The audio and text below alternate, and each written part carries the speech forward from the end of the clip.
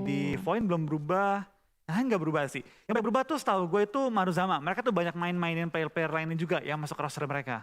Iya, karena Maruzama itu bisa dibilang ada meta 6 player ya kalau nggak salah ya? Ya, six man roster Ya mereka. kan ya, seperti Alter Ego dan mereka punya racikan sendiri untuk setiap map ataupun beberapa conditional yang mereka ingin mainkan.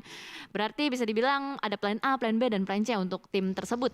Sementara kalau di sisi lain kita lihat Void yang sebelumnya dibahas dari Licin yang bermain begitu licin, begitu bagus gerakannya, dan sementara mereka harus berpindah kembali. Void di Miramar itu ngambil Lost Leon ya, sama dengan Zone ya biasanya. Betul, tapi kalau zone itu kan ngambil bagian selatan ya. Mm-mm. Dari Void itu ngambil bagian tengah kalau nggak salah. Entah udah berubah atau enggak ya, gue nggak terlalu perhatiin Yang pasti sharing lah ya mereka sharing. ya. Karena jujur aja ketika map muncul, Hah? itu kan kita cuma lihat tubruk-tubrukan logo. Betul. Kita nggak bisa melihat mereka ambil spesifik di mana kecuali dari operatornya itu ataupun dari observer ya zoom in gitu melihat dari kondisi lootingnya. Tapi ya kita mereka tampaknya sudah melakukan rotasi juga. Ini zonanya sentral utara kali ini ya. Mhm. Dan ini bakal sangat menguntungkan tim-tim seperti Aura, Nero, RRQ, Bonafide, SG karena cukup Skylights. dekat ya.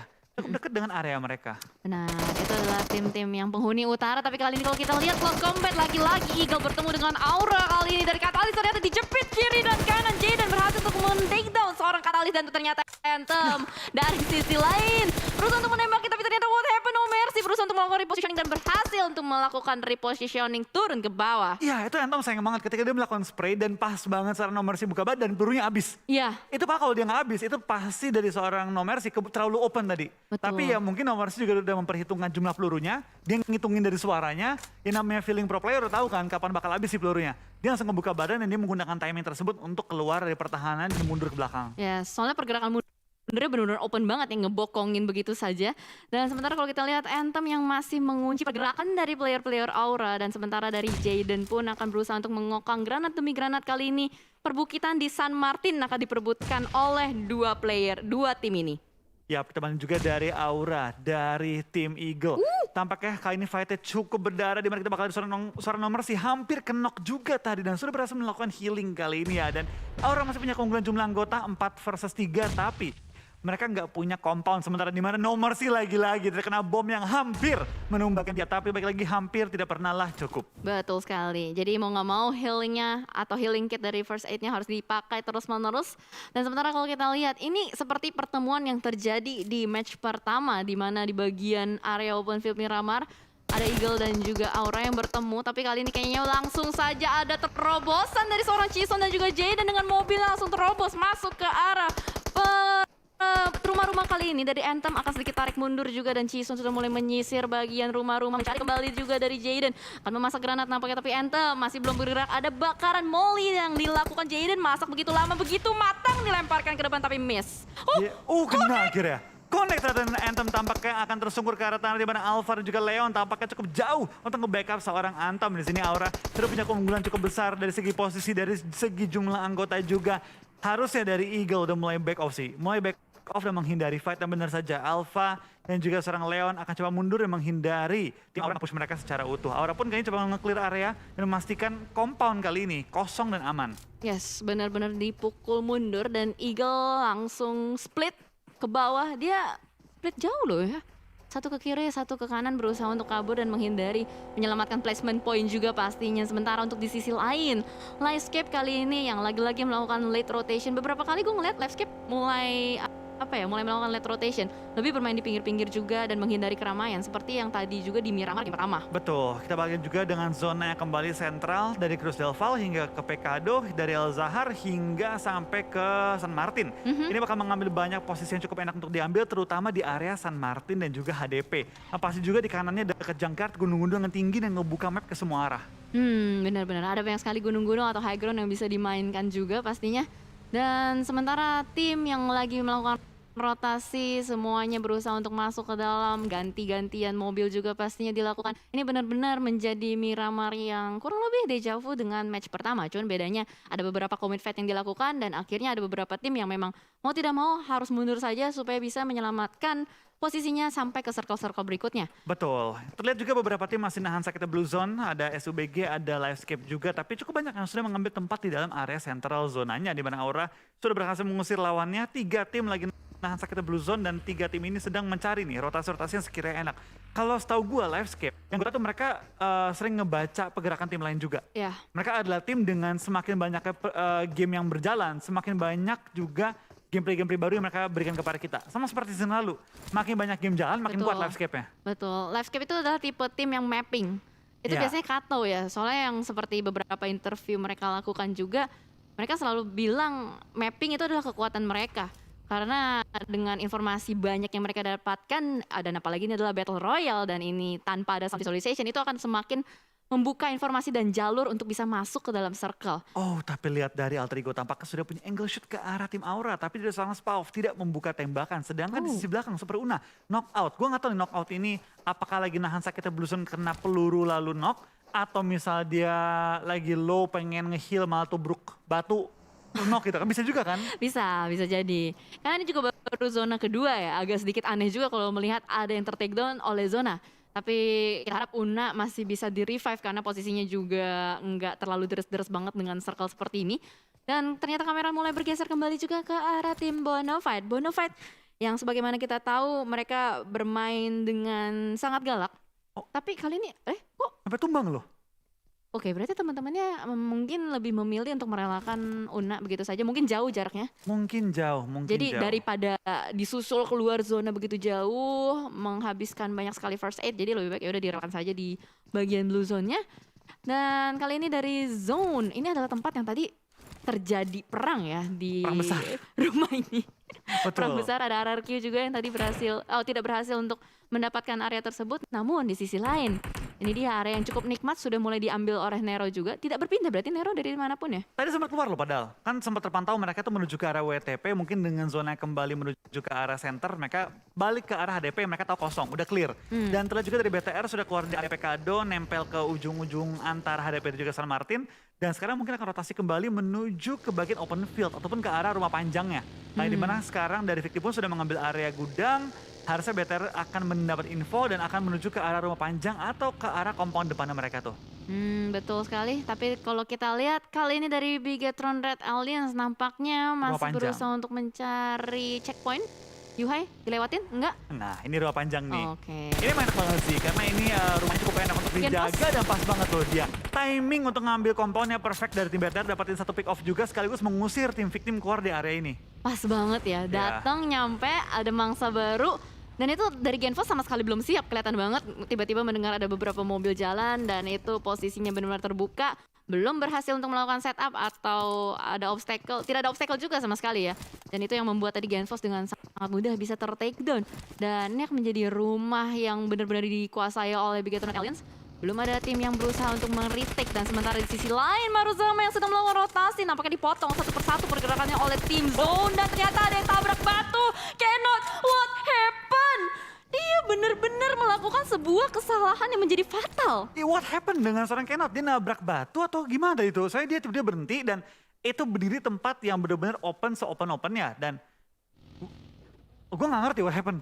Itu Jujur. kayak bener-bener nyerahin nyawa gak sih jatuhnya? Ya itu kayak udah free kill sih untuk Iya. tim Zone. Tapi ya sekarang juga tampaknya game kali ini lebih cepat temponya dibanding game sebelumnya. Di mana sudah ada beberapa player yang dipulangkan ke arah lobby. Tampaknya dari Void juga masih melihat di mana ada lawan nembak ke arah mereka.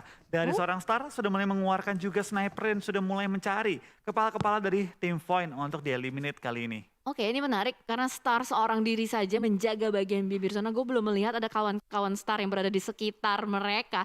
Dan dari Voin kayaknya bakal berusaha untuk melakukan pergerakan aja ke dalam. Benar-benar dicuekin habis-habisan dari seorang Starnya. Tapi ternyata Embot akan berusaha untuk melakukan awareness kembali ke arah belakang. Dan ternyata teman-teman dari Genesis Dogma berada di seberang dari Star. Betul, ini dari tim GD memang gitu. Nggak mungkin ada satu anggota GD tanpa ada backup dari teman-temannya. Tapi kita bakal di lain sisi tampaknya Wow. Jason kembali dengan snipernya. Menumbangkan seorang McLary kali ini dan langsung menumbangkan dia ke arah tanah. One shot, one knock kali ini dari seorang Jason.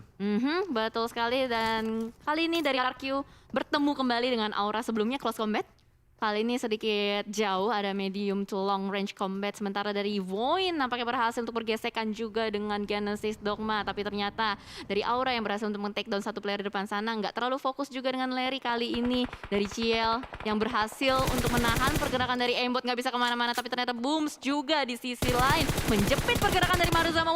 What happened again and again? Mizu bergerak begitu lambat, langsung saja ditangkap oleh seorang Star. Betul, Star langsung juga mengkonfirm killnya kali ini ke arah seorang Mizu. Dan what is happening kali ini dari tim Maruzama? Tampaknya langsung terkunci di luar area play zone. Zona keempat pastinya bukan zona yang pengen DTB terlalu lama. Tapi dari Void pun kehilangan seorang aimbot sementara waktu ini. Dan resiko untuk revive cukup besar.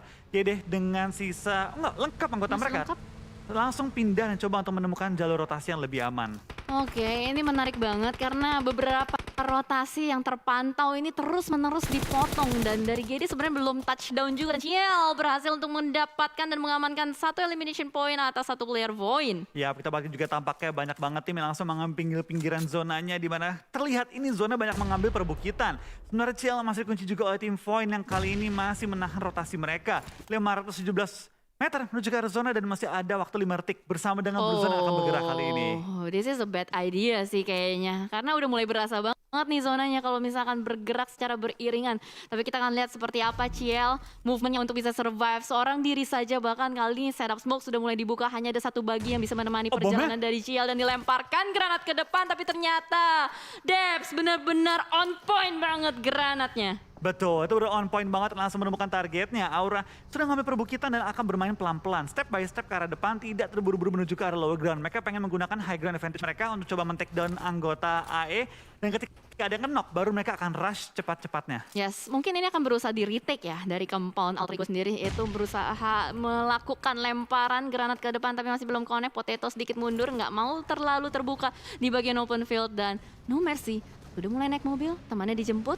Apakah bakal langsung ditabrak seperti pergerakan sebelumnya yang mereka lakukan atau tidak? Pinggir zona dulu. Pinggir zona dulu. Oke, tampaknya dari Aura juga bakal coba untuk nge-set up kembali menghadapi tim Alter Ego yang kali ini sudah mundur ke belakang masuk ke arah rumah-rumahnya mereka. Ini fight yang berbahaya karena lihat di kejauhan ada tim Livescape yang sudah mendengar bom-bom meledak, sudah mendengar peluru-peluru lontarkan dan mungkin akan join the fight ketika momennya tepat. Benar. Sementara di sisi lain juga ada Bigetron dengan tim Takai yang sudah mulai bergesekan dan mobil demi mobil sudah mulai meledak juga karena dengan adanya sistem semi hardcore seperti ini, biasanya tuh kalau udah nembakin mobil udah bukan ngincer kepala orang yang nyetir. Ngincernya mobilnya aja. Mobilnya aja. Ya kan? Kalau bisa kita lihat tuh udah mulai lagi ada meledakan, mobil Takai udah mulai diledakkan kembali. Ini bakal sulit banget sih kalau misalkan kita bergerak secara beriringan dengan tim yang sudah dapetin checkpoint. Betul, ini momennya adalah calm before the storm. Ketika semua tim berdempetan, bentar lagi kita bakal lihat pecahnya fight besar-besaran. Tapi kita bakal lihat juga kayaknya dari seorang Hexas bakal ngokang bom ke arah depan, di mana Flykido terlihat sangat jelas. Tapi dia juga akan terkena berapa peluru ke area dia. Dan itu dia bom dari seorang Flykido merupakan seorang Rancid kali ini. Menyisakan dari tim Nero, 2 member yang masih aktif. Lempar bom ke arah depan, mineral cukup low. Di belakang tim Z1 juga masih ada tim Void yang siap join the fight. Aduh, lagi-lagi ini adalah meta third party yang benar-benar terjadi terus-menerus. Wow, granatnya sampai membuat mobilnya ke bouncing dan ternyata dari Banunyu akan berusaha untuk melakukan revive terhadap kawannya. The last man standing kali ini tapi Hexas akan memanfaatkan momentum tapi ternyata Bigetron Red Alliance dari kejauhan menjadi third party. Betul, tampaknya Void juga mengambil keuntungan dari fight yang sedang terjadi dan mengambil beberapa kill-kill tambahan. Mereka dari pinggir zona dan mengambil keuntungan terbesar dari third party mereka. Sementara 13 tim tersisa kali ini, 40 player yang masih bertahan.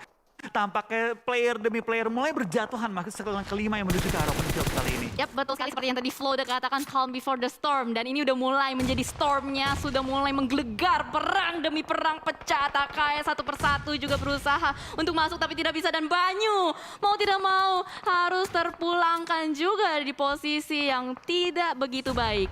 Betul, kita bahkan juga tampaknya banyak banget tim yang mulai kesulitan masuk ke zona kali ini. Tapi dari tim BTR tampaknya masih cukup enak. Mereka masuk ke arah zona, bisa mengontrol area sekitarnya mereka dan cukup enak mereka untuk perang dengan tim-tim di low ground sekitar area mereka. Yes, bahkan Victim kali ini sudah mulai terkunci pergerakan di bawah sana. Masih dihujani granat demi granat juga Rocky yang sedang berusaha untuk melakukan revive terhadap kawannya. Diberikan pressure lagi dan lagi. Dan ternyata langsung ibu-ibu beli beras. Ayo kita arah highway. Kali ini langsung menembak ke arah depan. depan Yuhai memulangkan 2 player dari victim. Ya, tampaknya dari tim Beta bermain dengan cukup garang setelah mereka mendapatkan boostingan PT dari jadi mereka peroleh. Tapi tampaknya zona pun sudah mulai bergerak, semua tim udah harus mulai ancang-ancang untuk maju ke arah depan. Di mana dari poin kehilangan 1 pemain mereka, menyisakan 2 yang masih aktif. SUBG lagi cari momen untuk maju ke depan, tapi tepat depan mereka juga ada tim poin yang join. Cukup enak untuk menembak ke arah posisi mereka. Yes, dipotong begitu saja pergerakan dari supply bank yang tadi begitu percaya diri untuk langsung menyeberang, dan Hoki Zai juga masih terpuruk di depan sana, masih belum bisa bergerak. Rosemary dengan Kraibu masih berusaha mati-matian untuk menyelamatkan temannya, set up smoke demi smoke, tapi ternyata di sisi lain juga player demi player berguguran seperti daun di musim gugur. Betul, tembak ini 8-3 yang masih bertahan kali ini udah cukup sulit bagi tim manapun bertahan dalam waktu yang cukup lama karena ini open field semua, hanya bukit-bukit kecil low ground tidak digunakan untuk bertahan kali ini.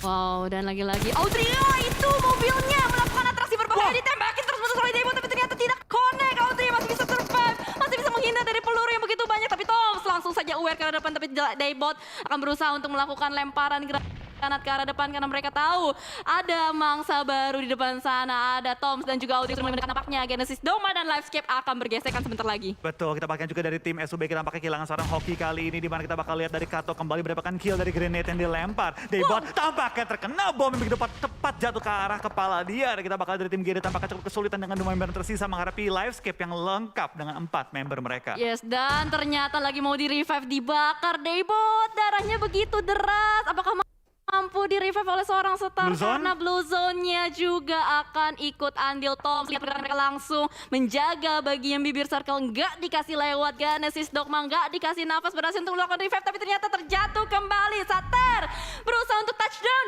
berhasil touchdown. Masih ada beberapa asap yang bisa menghalangi preview dari musuhnya, tapi ternyata Satar pun berusaha untuk blind spray ke arah depan dan tidak bisa. Itu dia, Satar pun harus ditangkap dengan sangat mudah, dan Toms mendapatkan player terakhir, dan ternyata third party again and again andil lagi. Betul, kembali ada third party meta kali yang terjadi di Livescape. Kehilangan 1 member mereka, Toms dari sisi belakang. Trigo masih cukup nyaman posisinya, tapi kali mereka clear-clearan dengan tim Livescape. Sama-sama ngambil pinggir zonanya. Di lain sisi 6 tim tersisa, 16 yang masih alive. Cukup banyak player yang hanya menyisakan 1 tim. Ada RRQ, ada Aura yang tinggal last man standing kali ini. Yes, berarti Bigetron udah 15 kill. 15 kill. Oke. Ini belum selesai loh.